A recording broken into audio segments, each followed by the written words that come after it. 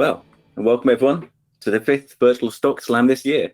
It's an absolute pleasure to be back again after our last event in June, and I'm happy to see so many of you looking tanned and relaxed. But now, of course, it's time to get back to work. We have an excellent lineup of speakers and companies with some familiar names pitching again, along with some new faces. And this is always very exciting for us, as we want to encourage investors to get involved with the slam. Now, before we get into it, there's just a few things to cover. Now, Alec McBride has kindly updated me with the performances of the picks from the last 4 slams. The total portfolio of 40 holdings now is currently up 15.2%, which is a big improvement from the position in June. Individually, there's a huge winner, and that's Tekcapital, an outstanding 186% rise, which far outstrips any other share that's been presented so far. Still, Renold, which has been in top place so far, is still in good shape, 63% up, while Cakebox is 51% up. These are great numbers, and I do rather wish I owned at least one of these companies. At the bottom of the table, Theresa, Micro Focus, and Caledonia Mining, they're all out of favour and down around 20%. PGM miners just aren't flavour of the month at the moment, but I remain confident they'll come back, perhaps as the automotive industry starts to get back into gear. Still, with 4 slams in the bag, it's interesting to note the performances for each of the portfolios. The February one is up a nice 22.9%, April is up 18.5%, May 10.3%, and June 9.6%. These are really great numbers, considering that there's no particular restriction on the shares that are being presented here. These are all the picks that people are interested in. So for those of you who are new to the slam, I'll just quickly explain how it all works. Each presenter has 3 minutes to pitch their idea, which goes by very quickly. And then we now have another 3 minutes for questions from the audience, and Tamzin will explain how this works in a moment. After that, I'll introduce the next speaker, and we'll do it all over again. And all in all, the slam should be done and dusted in about an hour, maybe a little bit more. One thing I'd like to also mention is that everyone presenting here is doing so for themselves in a personal capacity. This means we're not giving share tips or advice to anyone. These are just ideas that we like to share. And to avoid any doubt, you should assume that presenters hold the shares they're pitching and are talking their own book, because I know that I am, at least tonight. Now, you don't have to worry about missing anything, because PIWORLD are recording the slam, and the video of the event will be up by the weekend. We're also running a Discord channel along with the slam, and the invitation, you should be able to see that in the chat window, and everyone is welcome to comment while watching. And finally, I'm just like to thank PIWORLD and Stockopedia for their assistance in getting these slams off the ground. It wouldn't happen without them, and I certainly wouldn't want to do it all myself. So my share tonight will be Robert Walters, which has a ticker of RWA. Now, this is a mid-cap global recruiter with a 97 stock rank, driven by high-quality momentum ratings. Up until a few years ago, the group had grown consistently coming out of the financial crisis. In fact, I even bought some shares in 2017. It was a very well-run business, and the founder was still at the helm with a decent stake, which he maintains even now. However, 2019 wasn't kind to the company as it went off the boil and earnings started to drop. Headwinds had emerged with Brexit, the US-China trade tariff standoff, and Hong Kong protests all hitting sentiment. So as a result, I sold out and pretty much forgot about the company. Now, obviously, last year was a bit of a write-off for clear reasons, and recruitment dropped off a cliff. And this is one of the problems with recruiters. They really have no forward visibility of revenues. On the other hand, they operate a very flexible model and are able to cut costs and headcount very quickly when markets turn sour. And in addition, they're often the first to recover from a downturn, which may explain why the shares are already up 50% this year on hopes of this economic recovery. The question, really for me, is whether there is more to go with the share price and whether the company can get back to the peak earnings level seen in 2018. This is not as straightforward, because global economic conditions were very favourable a few years back. Yet, as the directors note, a global war for talent is underway, driven by acute shortages of professionals across almost all disciplines. And these shortages are uniquely acute due to restrictions on talent mobility caused by the pandemic, i.e. people just can't move country. There is also significant wage inflation emerging across a number of markets as these organisations who want to recruit battle to attract and retain key talent. So as a result, activity levels are high across permanent and interim recruitment. That's typical during periods when confidence is growing. This suggests that the bounce back has only just got going, and yet the share price is below where it stood in April and far below the peak hit in July after several positive trading statements. The problem is that a weak summer market ran straight into a cautious half-year outlook, followed by a couple of large director sales. And yet, the results weren't all that negative. Recruitment activity levels accelerated markedly through the first half, and all of the group's regions delivered significant increases in both net fee income and operating profit during the second quarter. And geographically, Asia Pacific had been a standout, increasing by 15% year on year. And Asia Pacific is now 45% of the group's net fee income. The group has a strong balance sheet with net cash of 122 million. And also, group headcount is down 13% year on year and now stands at 3,230, which has contributed an 8% decrease in expenses. However, the trend is now reversing, with the company hoping to add another 200 heads in half two, which is very positive. So my thesis is that the tide has really turned, as demonstrated by the 4 very strong trading updates in a row, and that the shares will soon break out of their consolidation range. If they can break out above 750p, which is a 10% rise, then the next resistance is 800p, and that's the all-time high hit in 2018. After that, the sky's the limit. Maybe that's why I took out my initial position just yesterday. Thank you.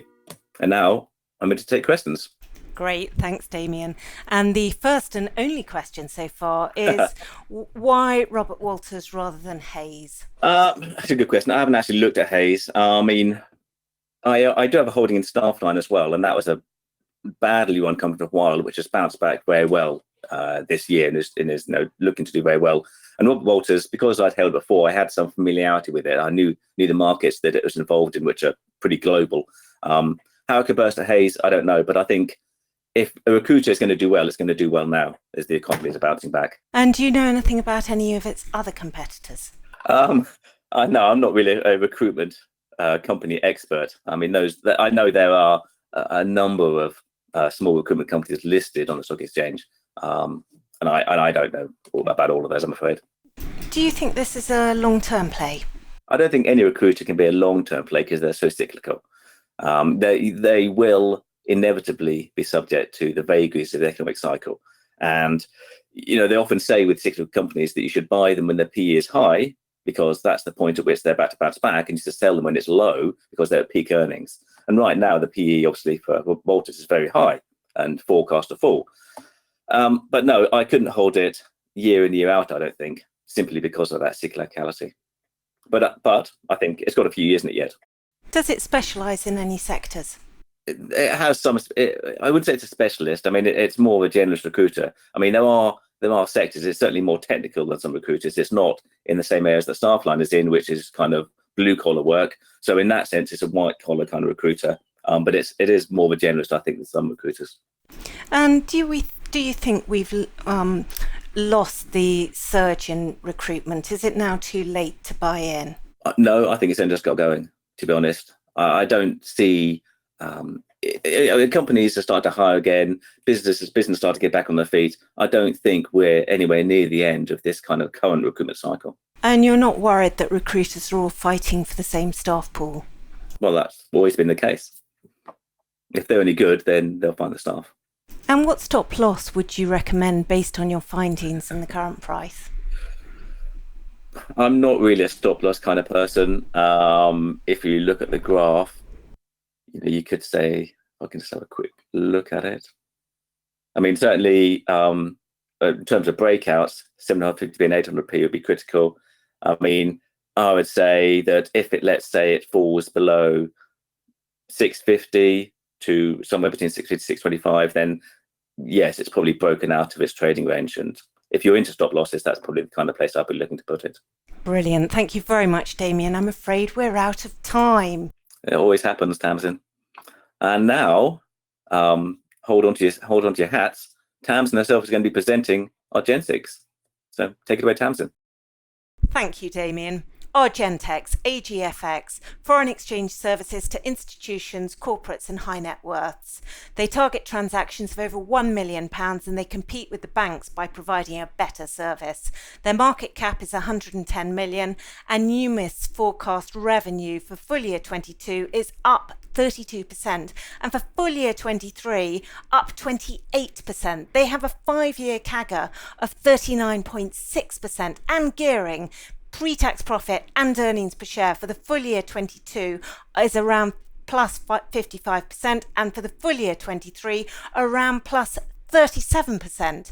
This gives a forward PE of 12 for full year 22 and a PE of just 8.7 for full year 23 with a PEG of 0.4. This compares to Alpha FX, which is on a PE of 34.7 and a PEG of 1.6. Their operating margin is 26.3% due to investment. Historically, it's been up to 40%, and it's possible they could get back there. The return on capital employed is 21%, and they pay a dividend. They're cash generative, although due to investment haven't been this year. The share price is suppressed, and they warned, and there's been an overhang. So what's happened, and how will they hit targets? So on the 31st of March 20, that was their year end, and there was lots of volatility, lots of FX transactions, which stole from half 121. Then there was COVID client reticence in half 121.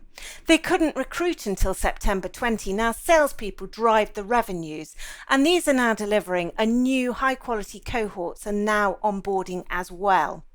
Half 221, we saw higher volumes from increasing numbers of corporates and 665 new clients onboarded. We expect the tenor of forward contracts to increase, and that's better margins.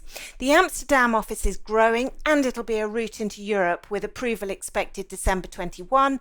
Australia is hoped to be trading by the year end. They have had 3 profit warnings, but there were mitigating circumstances. And there was a hit with Carle, the co-founder, getting COVID-19, then long COVID, and he left, and he wanted out, and he created an overhang. The management, Amati Global, Gresham House, and Pacific Investments all increased their significant holdings by buying in at this. The investment costs will suppress margins in the short term, but after 3 disappointments, we hope forecasts will be robust. With cash on the balance sheet at 38.4 million, it's low risk and a 2% divvy. And Numis's target price is 156, so that's 60% upside. The overhang on top of the warning is dogged the sale price. So from March to June, they traded at about 120 to 130. So retracing to there, you get 25% upside. The share price is so low, the risk reward looks really good for a high quality company. There is a question here saying a large director sale in August. Hopefully I've covered that. That was Carle, co-founder, who left because of illness, and he wanted to get out. And the other management bought his share, and large institutions, including Amati, Gresham House and Pacific, all took up his allocation, increasing their significant holdings. So I think that's pretty positive. Is AGFX a commodity business? There's lots of options for customers. Surely it's price driven. How do they stand out? They're very much on service. You know, they're competing with the banks. The banks don't really run it as a service, whereas they're trying to offer advice, build a relationship, and have a service. Yes, the price is important, but it's the service that they're driving. Does Argentex come across as a bit of a sly scheme? They give their sales staff huge onboarding client commissions for the perpetuity of the client. It comes across as a fundamentally poor quality business. Do I disagree? Yes, it takes quite a long time to build up the relationship with these clients. The salespeople don't actually start to earn commission, certainly for the first year. And then it gets greater and greater as they build their relationships and they build their network. But that's how sales work. So I don't think it's sly. Stockopedia figures are very poor, yes, because they've warned 3 times, and so it doesn't look very good. But compare it to Alpha FX, and it's outstandingly good value. And if they hit the forecast, I think that the Stockopedia for ranking will completely transform. Oh, I haven't been keeping an eye on time. That's what happens when. Okay, so 369. I think I've got time for one more. Flat turnover, reducing profits, and plenty of competition. What's their edge? Well, to be honest, they've only got 0.5% market share. They're a very ambitious team, and I just think you've got to believe in them. Why do Alpha FX do well? There's an awful lot of business to take from the banks, and that's their main pool that they're swimming in, and therefore if they provide a better service, they will get more business. And I think, Damian, back to you, because I obviously can't multitask and run a clock as well as running my own questions, but hopefully I did an okay job. You did a fantastic job, Tamzin. I'm highly impressed. Multitasking as ever. I have to say, actually, a few years ago, it seemed that Argentex and Alpha FX were companies doing the same thing. And up to a year ago, actually, their share prices pretty much moved in tandem. And obviously, since then, their fortunes have diverged massively with Alpha FX steaming ahead. And luckily, I bought Alpha FX, not Argentex. But I can see, I might switch some funds into Argentex, given it does look pretty dirt cheap. So, yeah, thank you for that. Next up, we have Alex Schlich with Capita. Take it away, Alex. Hi there. So, my stock is Capita, which is an outsourcing company. It basically provides outsourced services, things like training, invoicing, payroll to governments, local authorities, and private companies, and recently reorganized into two business segments, one focusing on the public sector and one focusing on private enterprises. Tim, if you can bring the 5-year Capita chart up on that Stockopedia chart, it would be helpful.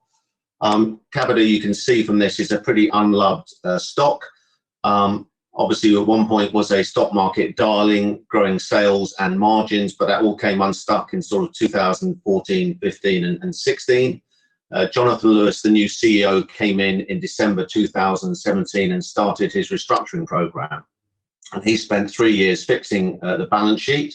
Debt's come down from 1.4 billion to circa 900 million, selling off businesses to help raise cash for that, and improving margins. Probably fair to say the restructuring program has taken longer than anticipated, but we're just beginning to see the fruits of that restructuring come through. So if you look at the August 6 half-year results, we had full-year revenue for the first time in 6 years, and we see what revenue growth can do to a share price which is underperformed only by looking at what's happened to Reach. So full-year revenue growth for the first time in 6 years. They had 536 million disposals this year, and they've got a further circa 200 million coming over the next 12 months. Their order book now is growing. Their book-to-bill ratio is now 1.6 times, which means, as I said, they're growing the order book, and they have a good pipeline of opportunities. And when they're bidding on contracts now, their average bid margin is now double digits, and they've improved the margin on existing contracts by 6 percentage points. So things are going in the right direction. There is still work to be done. I mean, the restructuring has taken a bit longer than expected, and the business is still seeing cash outflows.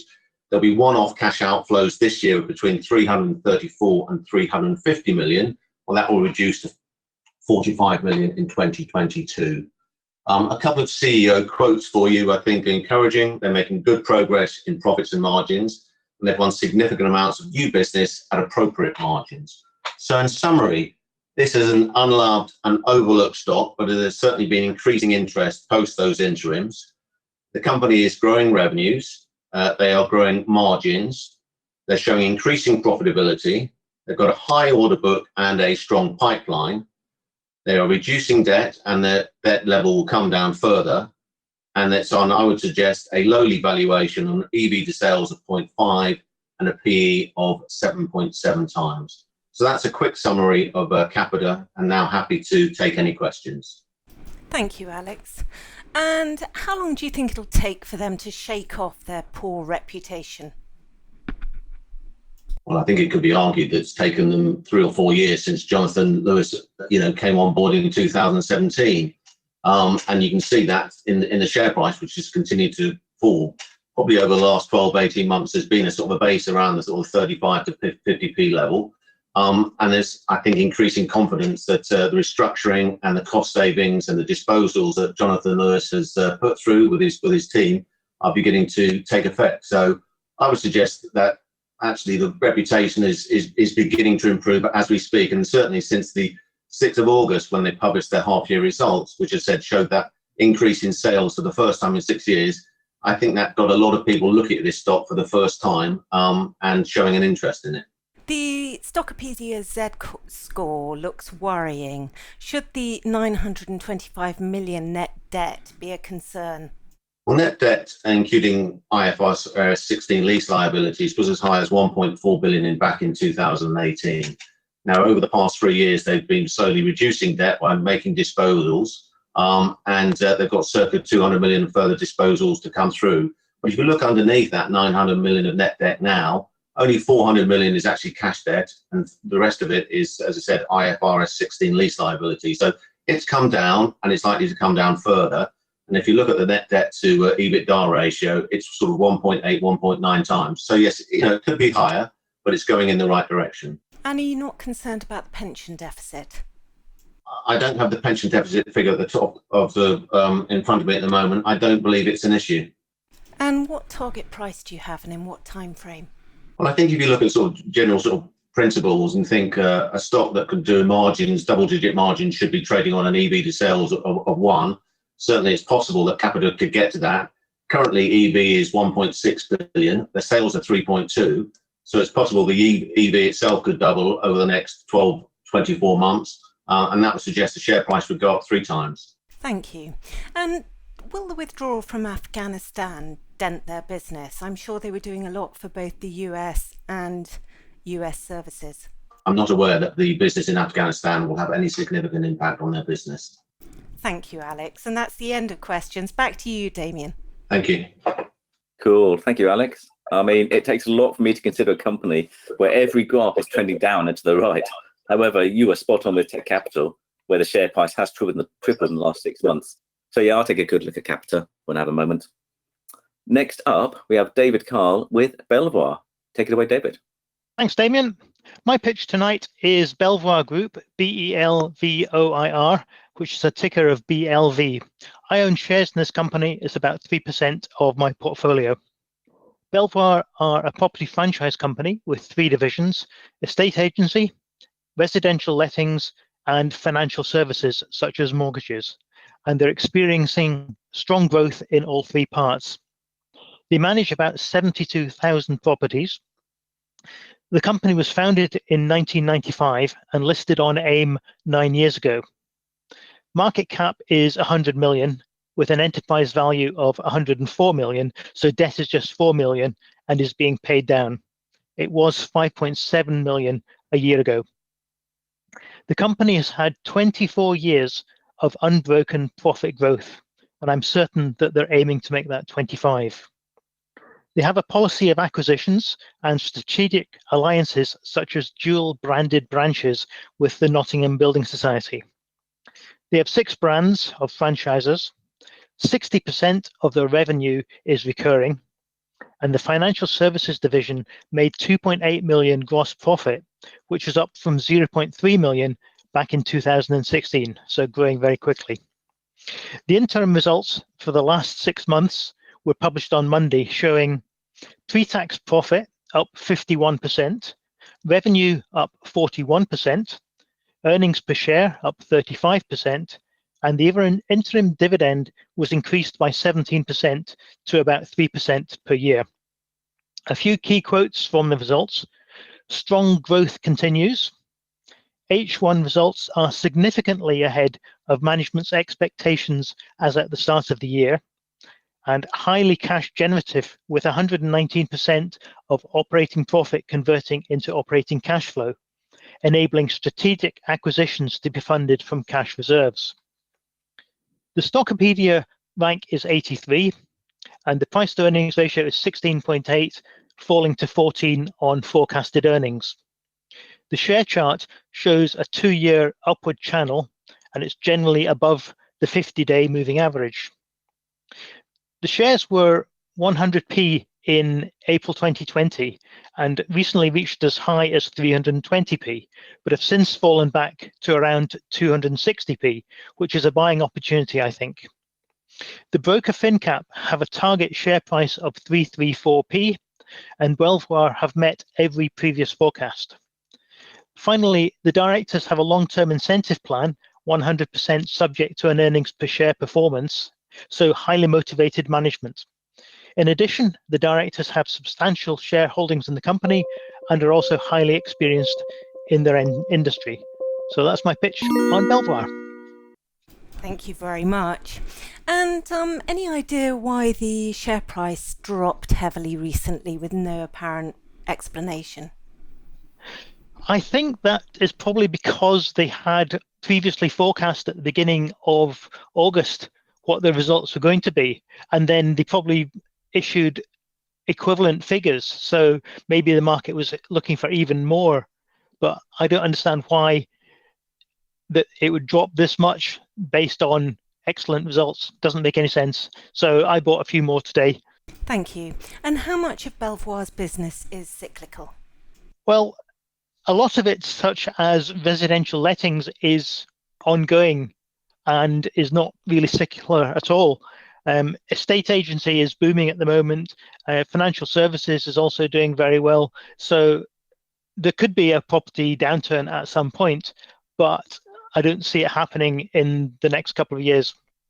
So you don't think the housing market is cooling and that's a detractor? I mean, what would you expect the reduction in earnings per share would be as it cools? There is an expected slight reduction potentially of earnings per share. The forecast figures are 20.6p in 2021 and then 19.8 in 2022. I suspect these are rather conservative and I'd expect them to beat it. They've got 24 years of increasing profits, and I think they're going to do everything they possibly can to make that 25 and 26 and set a trend with that. And you're not worried that the loss of the stamp duty relief will impair their ability to earn those high revenues? I think the stamp duty holiday has been a short-term boost for them and anyone else in that industry, but it was never expected to be a permanent feature. So it's really brought some figures forward a bit, but overall, I don't think it's going to have a big impact.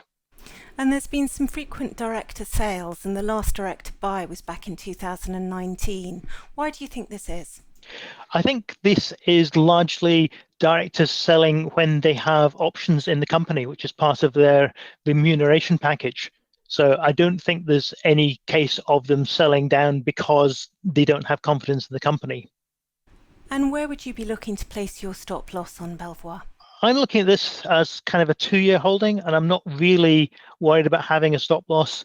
My target would be that it could probably reach 340 as per the FinCap forecast, and then I would expect that'll happen this year, and then I would expect it'll probably reach £4 over the next 12 months.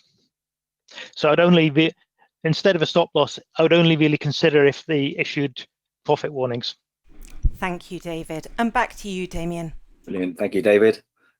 This is one of my largest holdings, so I'm kind of happy to see Belvoir cover tonight. There's no doubt the management here are excellent and their franchise business model is extremely effective. And significantly, they have benefited from the strong housing market, but lettings remain their core business.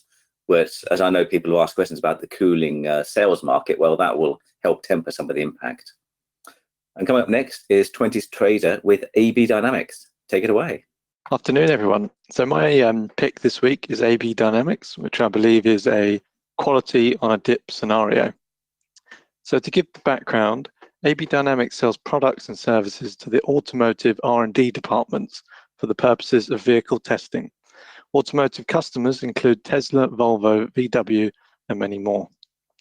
The company was started in 1982 by its founder and current largest shareholder, Anthony Bess, and listed in 2013. AB Dynamics started through selling suspension testing products, but later expanded into other parts of the vehicle, with its most successful product line now being driving robots. While most of AB Dynamics' revenues stem from testing equipment, its recent acquisitions have established AB Dynamics as a service provider and have allowed AB to own its own track testing facilities. So in short, AB Dynamics is a good quality business because firstly, it's grown revenues at a CAGR of 32% over the last 5 years, much of this being organic. The automotive sector can be cyclical, but AB is quite insulated because it's restricted to automotive R&D department budgets, which have to keep going to ensure there's a product line in the future.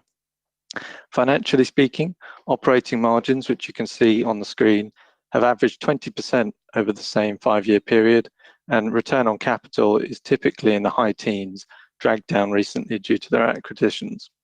The business has no debt, and the company has a very supportive shareholder structure, with Anthony Best himself owning 26%, Castlefield and SDL owning above 10%.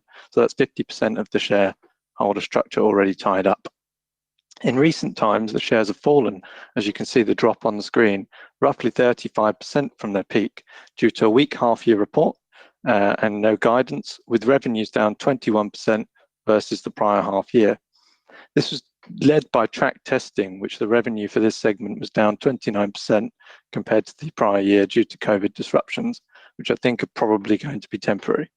Also, a reason for the decline, Anthony Best, the largest shareholder, has taken ill and decided to step down as his role as chairman. Considering he's in his 80s, there's probably concerns as to what happens to his shares going forward. I think it's now a good time to buy, because even though no doubt the shares right now don't look good from a technical perspective, since its listing in 2013, the shares are up a phenomenal 1,300%, and there's rarely been an opportunity to buy this company on such a pullback. Despite COVID, the catalysts still remain. In 2019, the UN Department of Regulatory announced that vehicles in 40 countries worldwide would need to be fitted with ADAS systems. And this, according to ADAS systems is likely to grow at a compound annual rate of 16% to the year 2025. I'm out of time there, but there's much more upside from other verticals, such as the simulation technology, which really the story is just starting. So I'll take some questions. Many thanks. And why has the margin nosedived? That's a good question. So I think in 2020 and 2021, margins have primarily been impacted by the closure of track testing facilities.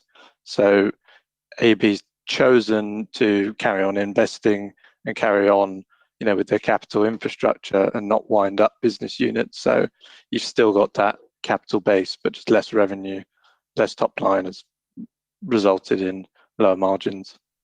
And what do you see the catalyst for the price to reverse, considering car production headwinds?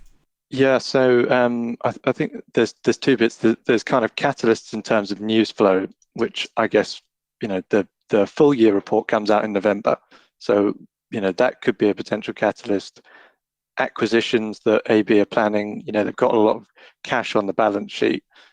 So they're probably going to look to do small acquisitions over the time, which are typically bolt-on style. So that could be a catalyst too.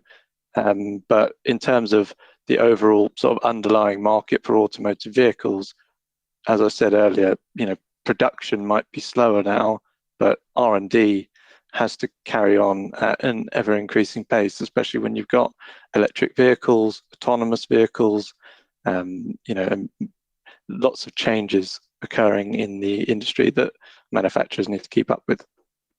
Why do you think it's worth its PE? Because based on forecasts of current and 2021, the PE is over 40, which seems a bit excessive with its track record over recent time. It is an expensive business, but that PE probably declines to around 34 on a 2023 basis. So I think part of it, lies in the share ownership structure. There's not a lot of liquidity, but as I said, 50% of the shares are held by, 3 investors essentially, and one being, a family founder himself. So there's not a lot of shares out there on the market. In order for an institutional investor to step in, I think in 2019, Anthony Best himself had to sell down the holdings slightly to provide liquidity for that institutional investor to come on board. So I think when you're looking at this sort of situation, it's a rare situation where you've got a share that's very tightly held and there's not a lot of selling pressure because of that ownership, which is quite a long-term view. So I think the shares are in demand because of that, and the price is high. Are there any competitors, very quickly? Not that I know of. I know AB dubs itself as a leading specialist, so I assume there are competitors globally. I think, competition can stem from the track testing services themselves. I know in England we have Thatcham, which are a big sort of testing provider, and so they're a somewhat competitor because whilst they still use AB's products, they might be able to provide the services that AB uses as well. So I think there's a lot of overlap there, but I don't see one particular competitor. Tremendous. Thank you very much. And back to you, Damian. Awesome. Thanks, James. This is one of those founder-led, high-quality companies that I've always wanted to own for a long time. But like many people, I couldn't get past the PE ratio quadrupling from 14 to 56, despite the steady earnings growth. However, the trend has gone to reverse lately, so maybe I'll get my chance to join AB Dynamics on the road to recovery. And now we have Mark Simpson, who's going to talk about Base Resources. Take it away, Mark. Thanks, Damian. So Base Resources is listed on AIM and the ASX under the ticker BSE. It produces heavy mineral sands, and you've probably never heard of these. They're sources of titanium dioxide, and they're called ilmenite, rutile, and zircon as the main ones. And they're in almost everything. They provide the whiteness in paints on your walls. They're in the tiles in your bathroom. They're in most plastics. Checked my toothpaste this morning, and even that has titanium dioxide in it. So since it's widely used, demand is largely correlated to global economic growth, and that's been rising over the last few years. However, supply has been low due to lack of investment in new mines and issues globally. And this means that high demand and low supply means that the price for heavy mineral sands has gone up a lot and should remain elevated for years, since it takes years to build a mine. Base has an operating mine in Kenya, and a world-class development mine in terms of volume and grade in Madagascar that's called Toliara. The mine in Kenya is an absolute cash machine at the moment. They generated $40 million of free cash flow last year based on increased prices and increased production. I reckon the Kenya mine will produce $100 million of free cash flow this year. The original plan was that all this cash would go to a new project called Toliara, which has an NPV of over $700 million. And this is a 280 million market cap company, by the way. Unfortunately, this development was put on hold by the government of Madagascar. But the good news is, while they wait for this to be continued, the company's paying out all their excess cash as dividends. So for fiscal year 21, they're paying a 22% dividend on the current price. And if you hold on Friday, this is Australian dividend things, so Friday rather than Thursday, you get a 12% payout from the current final dividend. It'll go ex-dividend then. If they pay all that free cash flow next year, you'll get something like a 35% dividend yield. One of the issues is there's a short life of mine in Kenya. Hence that it doesn't look very profitable due to the income statement, depreciation in the income statement. But I'm very confident that they will extend this mine life with high profitability. Before ESG was trendy, they always did the right thing. This is a phenomenal safety record. They remediate better than they were before with higher biodiversity. They've got local employees, champion women in mining, support communities. They're just great ESG company. And it's the same management team that are going to develop Toliara. It'll be funded through debt and maybe a joint venture with customers who are really keen to get their hands on these heavy mineral sands. And if this doesn't go ahead, you'll pretty much get your own money back in dividends in the next few years anyway. Tremendous, many thanks. So what's the current mine lifespan? So it should go out to mid-2024, assuming they don't find additional resources that are economic to mine. And what's your target price for it? So clearly, I think their $700 million NPV is a little probably rich. I would go for more like sort of 500 million, given the where they operate. and I would add in maybe another sort of 200 to 300 million of free cash flow to that. So you're looking there at maybe about 35 to 40p, just sort of based on the current cash flows and the future mine. And over what time?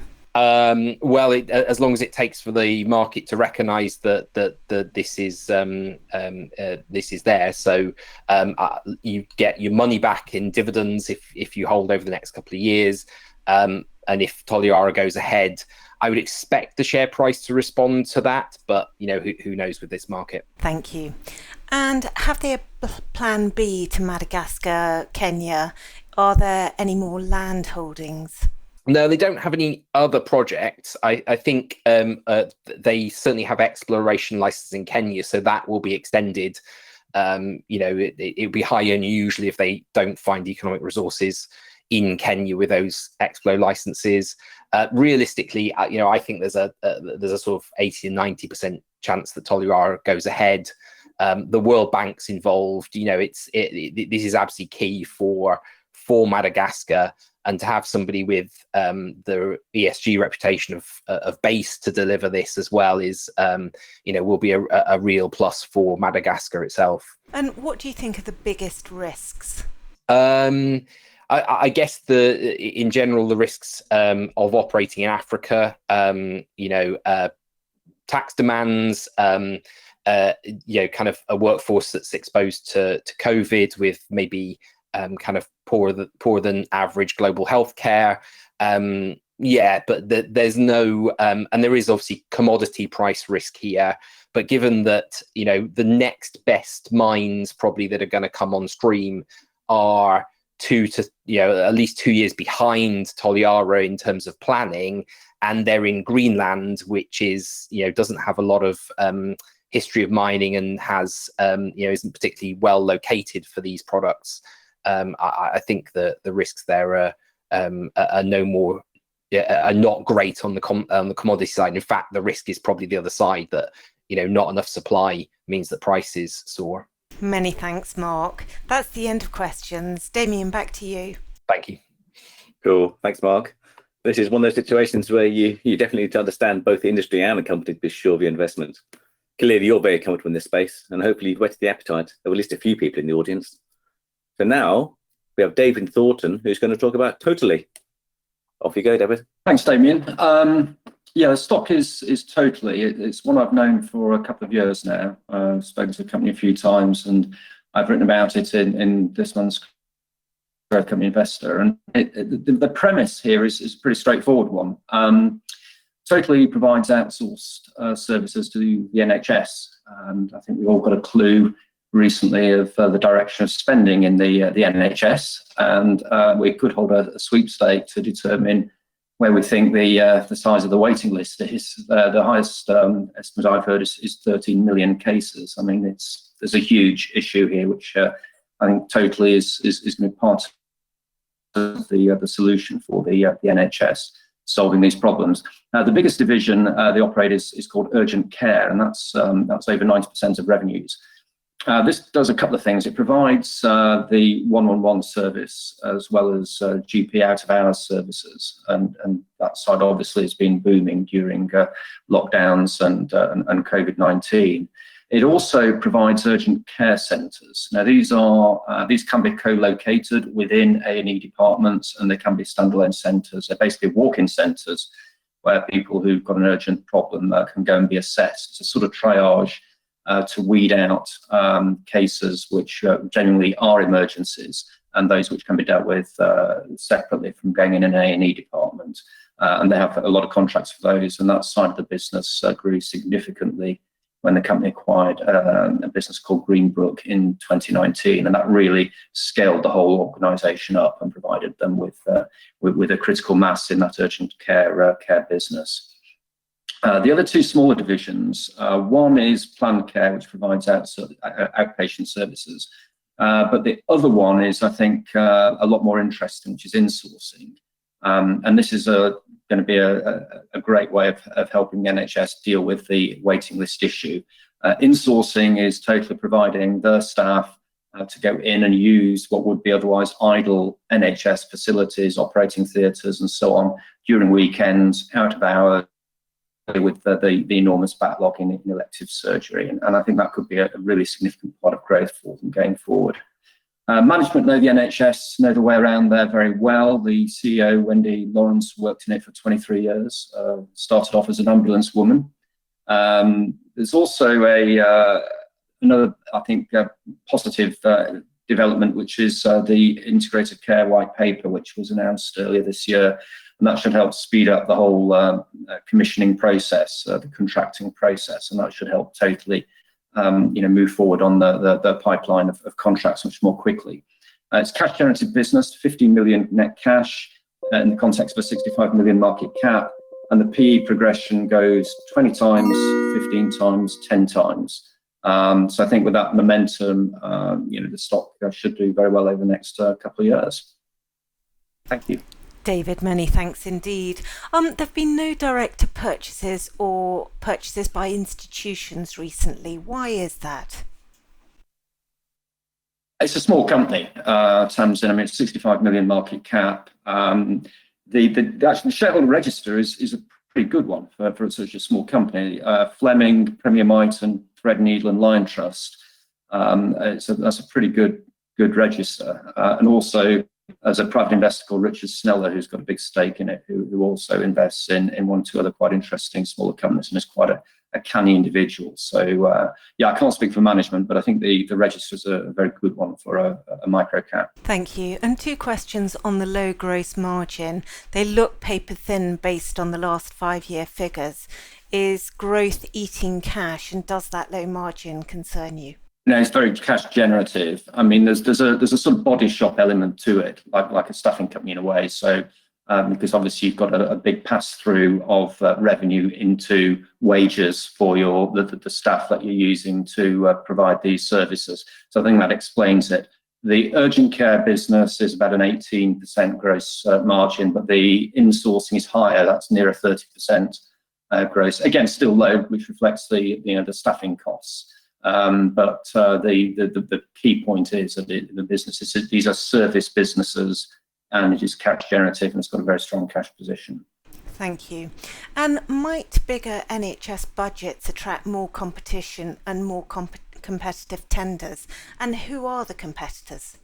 I think. Well, I mean, there are plenty of companies who are providing services, healthcare services, both to the private sector, but also I think to the NHS. I don't think competition is an issue at all. I mean, the demand is so huge and increasing. As I say, that's the overwhelming element here, rather than being worried about competition in a declining market. It's a massively expanding market, as we know, from recent public government announcements and that backlog. Thank you. And what's your target price and over what time frame? I've never really liked target prices, but I guess there's no. I mean, it goes 20 times, 15 times, 10 times. It's a March year. I guess there's no reason why the stock couldn't double. And if you look at a couple of years, given that cash position and the fact that it's generating cash, the EBITDA multiple drops about 5 times. Yeah, I mean, it could comfortably double, I think, on an 18-month view, given the following wind it should have. Thank you very much, David. That's the end of questions. Back to you, Damian. Thanks, David. I mean, one thing I admire about you is that you really put in the legwork when it comes to company analysis. I mean, Total is a great example, since on the face of it, the business has taken many years to scale with the share price going nowhere. Yeah, now could be the moment of transformation, because the NHS will look at all the help it can get to recover from this pandemic. So anyway, now we have Lawrence Judd, who's going to talk about Watches of Switzerland. Here you go, Lawrence. Hello. So Watches of Switzerland, ticker WOSG, is a retailer of some truly iconic Swiss luxury watch brands, talking Rolex, Patek Philippe, Omega. The market for these timepieces is underpinned by some strong long-term fundamentals and, despite what you might think, is well positioned for continued growth. It's also very heavily supply constrained, with customer demand remaining significantly higher than availability. If you don't believe me, try buying any Rolex model at retail. You can't. Watches has used scale, operational excellence, and strong brand partnerships to grab a 40% share of the UK luxury watch market. It has spent the last 5 years preparing for and beginning the execution of an ambitious US expansion strategy. The US is the second largest luxury watch market in the world, with the UK being the fifth, and Watches very simply wants a share of that pie. In terms of my bull points, it's got a clear growth strategy. It's the UK market leader expanding into a larger US market. It's a high QM stock with double-digit revenue and operating profit CAGRs. It's got really great cash generative operations with a global top decile return on equity and a 19.7% ROCE that's not on the Stockopedia stock report just yet. It's going to filter through from their last annual report. It's got strong partnerships with supply-driven iconic watch brands. It's not lost a brand partner in 10 years and has partnered Rolex for a century. It's got a really effective multi-channel operation. It's got a successful e-commerce business alongside a really significant store presence. It's also had successive stock rank step changes. If you scroll to the stock rank chart underneath the price chart, it floated in the mid 40s and it's now at over 90 and has been over 90 for some time. Bear points, the further growth really relies entirely on this successful US expansion. It has allocated cash for acquisitions in the US and the EU over the next few years and expects US revenues to grow at 25 to 30% a year for the next 5 years. The relative lack of bargaining power with premium watch suppliers, they set the prices. Tough competition and grey market selling is also a bit of a bear point there. It listed at 2019 at around 300p per share and has now more than tripled to over 1000p. It is a bit on the expensive side. Forecast P is 29 and a value rank of 33. But its strong quality and momentum does mean that it has all the classic hallmarks of a high flyer. I believe it could comfortably go beyond 1200p per share within 2 years if it continues to deliver on targets and investors remain willing to pay up for the quality of the business on offer. Its most recent trading update showed no sign of slowing momentum, with Q1 revenues up nearly 100% year on year compared to Q1 2021. US revenues, if you look at just the US, paint a very similar picture. Exceeding the stated earnings expectations. With the global luxury watch market showing no signs of slowing down, I believe that we could see watches tick steadily upwards for years to come. Excuse the pun. Tremendous, thank you very much. Can you give us the split between bricks shop and e-commerce sales? Not off the top of my head, I'm afraid. That's something I need to look into. But they have, I know that they rapidly they expanded their e-commerce operation with COVID, obviously, because they had a lot of store closures. Off the top of my head, I do know that they have roughly a 50% share of the UK online luxury watch market as well. So they've done pretty well in that regard. And again, I can't give you the exact split, but throughout COVID, revenues and profits still continued to grow despite them shutting a huge amount of stores for a very long time. And also they had to completely shut all of their travel retail operations, which people buying luxury watches at the airports, obviously that couldn't happen at all. And that was a decent chunk of revenues there as well. So that just goes to show the strength of the online operation that they've got. And who are their competitors? Are they in China yet? I don't believe they are in China, although I could be wrong. I've not looked too closely at their competitors. I believe their main focus right now is expanding into the US. They see that as their next main target for growth. So pretty much everything's focused on that currently. And does the high debt to earnings ratio worry you? Not hugely. It did initially concern me when I looked at this, and they continue to take on a little bit of debt to fuel some of this further growth and acquisitions in the US. But the operations are incredibly cash generative, and they look to have that debt generally pretty well controlled from what I can tell.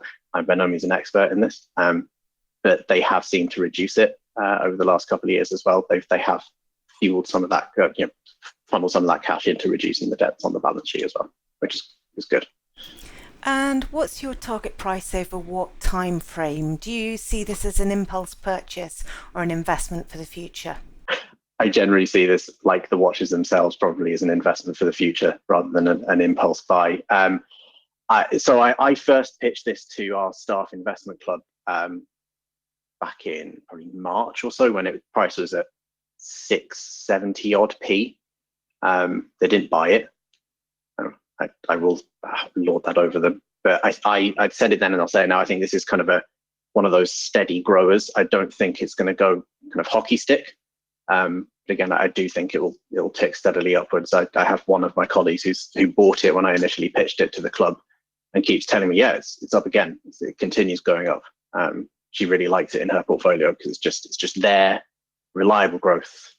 Don't have to worry about it. So that's the sort of profile of share that I'm pitching, I think. In terms of actual price target, it's currently trading on a forward PE of about 29. So again, if we take that PE and the forecast earnings per share, you're looking at comfortably exceeding 1200p. And that obviously that's relying on investors continuing to buy it at that valuation. But I don't see why not. Luxury watches are expensive. Why would their retailer not be? Thanks, Lawrence. And Damian, we've reached the end of questions. Back to you. That has been an absolutely cracking performance since listing 18 months ago. And I'm regretting my decision to dismiss it as a faddish company that would struggle to exist without tourists. Clearly, the market for luxury watches and jewellery runs its own rhythm, which I don't share. I don't own a Rolex, you see, sadly. Anyway, remarkable performance. And anyway, welcome back, Edmund. It's good to see you. And take it away with Geiger Counter. Thank you, Damian. So, Geiger Counter, what is it? I'm going to give you 9 very quick points. First point, it is a closed-end fund run by CQS and New City Asset Investment Management, and I do own it, first of all. Secondly, market cap 50 million, so it's very small, current price around 50p. What is it? Well, it is a fund that is focused on Canadian, Australian, US, and other country quoted and unquoted uranium miners. So clearly, this is not for widows and orphans. This is very high risk as an investment. Fourthly, it is one of only 2 UK-listed uranium plays listed in the UK.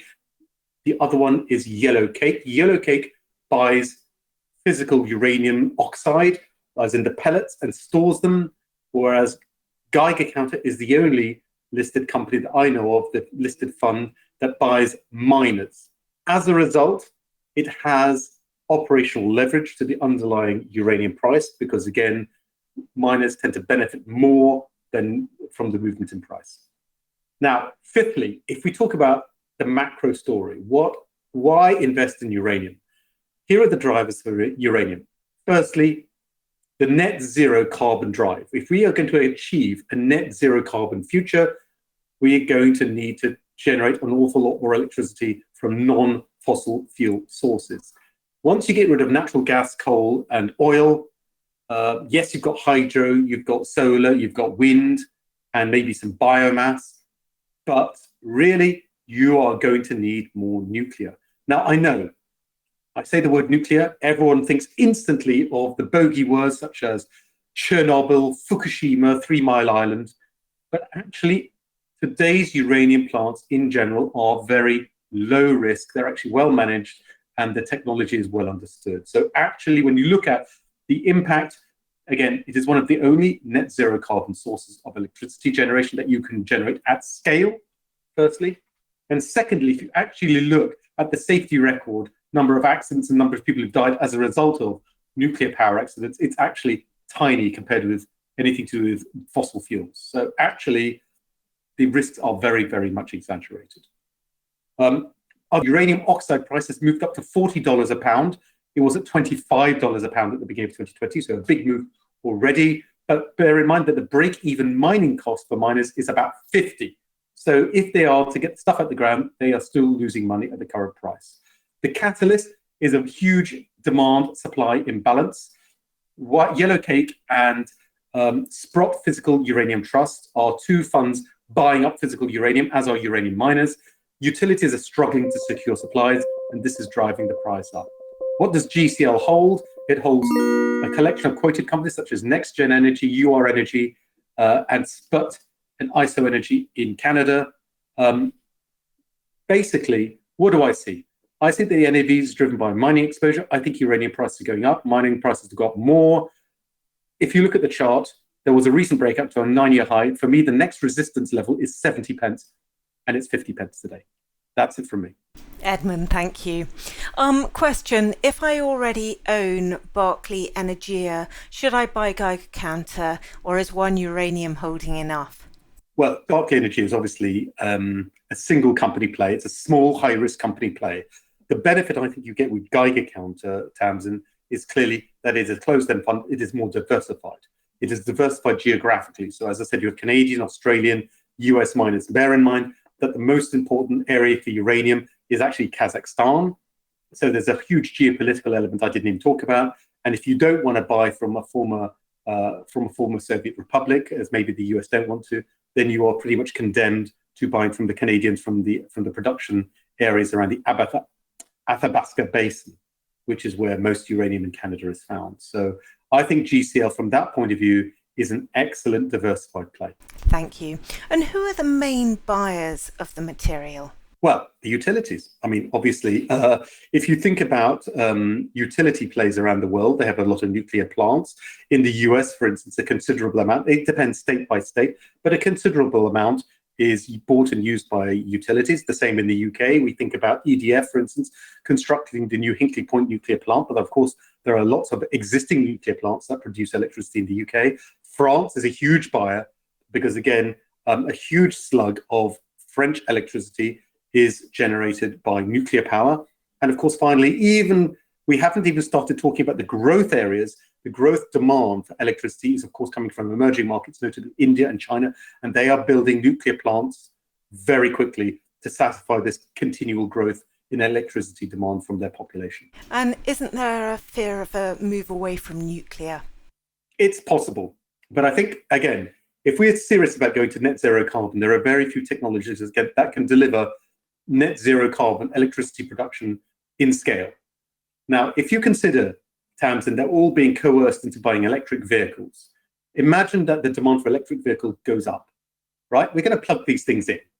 They're going to take electricity. Where are the electricity going to come from? Are we going to burn coal and gas seriously for electric vehicles? It sort of defeats the object of the exercise. Why drive an electric vehicle if the electricity used comes from burning coal and gas? No, doesn't make sense. You're not going to be able to expand solar, wind, hydro, biomass quickly enough. Therefore, in my view, at least in the short to medium term, over the next 10 to 20 years, nuclear is an indispensable net zero carbon solution for electricity generation. There is no other technology out there at the moment, at least. Tremendous, Edmund. Thank you very much indeed. That's the end of questions. Back to you, Damian. Cool. No, thank you very much, Edmund. I mean, I have high hopes of fusion in the future, but it's been a long time coming. I might mention I saw the directors of Berkeley Energia present a few years ago, and they had high hopes for their uranium mine in northern Spain, but they really struggled to get this thing off the ground. But their pitch around nuclear energy being a key plank in reducing carbon emissions still makes sense to me. So investing in a focused fund like Geiger Counter makes a lot of sense because you need less volatile exposure to this kind of sector. Anyway, our final presenter tonight will be Alan Firth, and I'm pleased to say he managed to step in at short notice to give us his presentation. So thank you, Alan. And he's going to be talking with. Away you go, Alan. Thanks, Damien. So Quiz is a UK clothes retailer focused on social occasions, and it provides a kind of post-lockdown kind of reopening play. I'm not pitching it as a kind of high-quality long-term hold. It's really a revaluation play. So my first point is that it's got a depressed valuation, a depressed share price. It listed back in 2017 with optimism at 30 times earnings and a £200 million market cap. There's been no dilution since, and it's now valued about 20 million. In their financial year to 2019, revenue growth slowed and profits effectively evaporated as their margins got compressed. So as they've gone through the lockdowns, they've effectively exited with quite a strong balance sheet. Going into lockdown in March 2020, net cash was just under 7 million. A year later, it hit a low of about 1.5 million. But post that, coming up to July this year, it's actually risen to 2.7 million. And I think this is kind of the lack of dilution and the way they've managed to preserve cash and not raise extra equity funds is quite a good demonstration of the owner-operated characteristics. And Quiz is owned by family/management about 50%. The next point is that their cost structure has significantly improved during COVID. So their UK subsidiary that administers the retail stores, went through administration, and they cut the stores, picking the best ones they wanted, and they got substantially lower rent, and it's linked to turnover as well, so it's dependent on success. And they also withdrew from the Spanish operations. And one thing that's clear from the business review that went on for the 2019 financial year was that the company was involved in a lot of marginal and unprofitable business. So the opportunity to kind of reset is really valuable to them. So the next point is, as the UK comes out of lockdown, there's obviously a lot of pent-up demand for social occasions, and that's kind of the area that Quiz are focused on. And the first kind of taste that we've seen is the quarter to June 2021, where they did 17 million of revenue. And one of the key things is it's not really about just the level of revenue, it's really getting their margins back. And it's very encouraging that in that quarter, they stated the margins compare favorably to 2020 and 2019. As well as this, Google Trends have been quite positive kind of year to date. So I'm not going to be kind of precise with the valuation, but effectively it's valued about 20 million. They've got net cash about 2.7. They're perhaps going to do 70 to 80 million of revenue this financial year, so about 0.3 times revenue, and about 1 times historical online only sales. For the 3 years ending financial year 2018, they did net profits just under 6 million a year, so they can make a decent profit if they, if they've got demand. And over the next 12 months, if they started to run rate at about 5 million per year, then, choose your multiple, but they could be worth somewhere around 50, 60 million. Thank you very much. What proportion of their business is online? Is it all online? No, it's not all online. So the latest quarter is 37% online, and the last financial year, which was largely coincided with lockdowns, was 54% online. So it's say 1 times online only sales, whereas a lot of the online only businesses are much higher revenue multiples. But to be fair, they've performed a lot better through lockdown and generally. And who do you see as their biggest competitors? I mean, so they're on the high street, so you've got your usual kind of high street competitors. I'm not an expert in women's clothing, but they've also got the online, kind of giants like Boohoo and ASOS and etc. I'm not saying they're a better business. It's really a point of the valuation and being very depressed at this point, and a potential to benefit from a bit of a surge coming out of lockdown. And you're not bothered about the negative sentiment around fast fashion? Not especially. They have done significant reviews regarding ESG, like production points, because that has been raised in the past. I mean, I can't speak to the kind of quality of that, but they would stand behind their production methods and what have you. And why do you favour Quiz rather than Sosandar or Boohoo? So I think they're different plays. I mean, Sosandar's on about 6 times their online revenue, whereas Quiz is on 1 times. Boohoo is probably a far better business, probably than both. But it's rated accordingly. Perhaps it's had a pullback with their recent issues, but this is really a kind of bargain basement type play. Alan, thank you very much indeed. We've run out of time for any more questions. Damian, back to you. Nice. Oh, thank you, Alan. I mean, Quiz is outside my area of expertise as well, but it does seem they're getting back on their feet, and obviously without having to go cap in hand to shareholders. That's a remarkable achievement, given extended store closures and clothing aimed towards social events and celebrations. Hopefully we'll avoid another lockdown and Quiz will continue to recover. Now that brings us to the end of the slam, I'm afraid, and that was really a whirlwind of information. So well done if you managed to take notes on all of that. I really do hope you all enjoyed the presentations this evening. I mean, as ever, I've learned a great deal about some new companies, and I really hope you have too. So please join me in thanking all the presenters for giving their time to entertain and inform. And remember, if you'd like to go back over any of the slams, which you probably will want to, there's going to be a video recording out by the weekend, hopefully. Again, I'd like to thank Tamzin and Tim from PIWORLD for hosting the event, and Lawrence from Stockopedia for helping organise things. It's never easy getting all this together, but it amazes me how smoothly it all went in the end.